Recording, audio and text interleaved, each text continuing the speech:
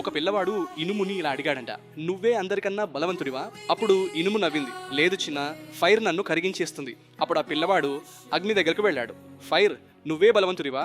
Fire అన్నది, no, నేను కాదు, వాటర్ నన్ను ఆర్పేస్తుంది.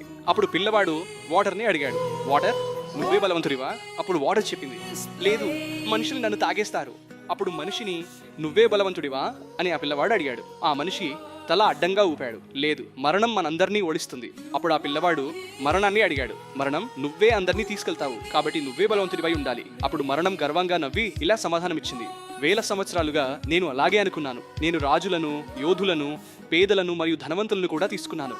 ఎవరూ నన్ను తప్పించుకోలేరు. కానీ ఒకరోజు ఒకతన్ని కొట్టారు, సిలువ వేశారు, మరియు నేను సంతోషించాను.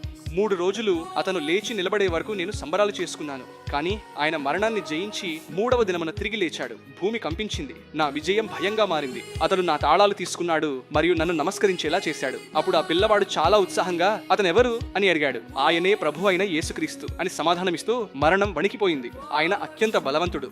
యేసు మరణం కంటే బలవంతుడని మీరు నమ్ముతారా?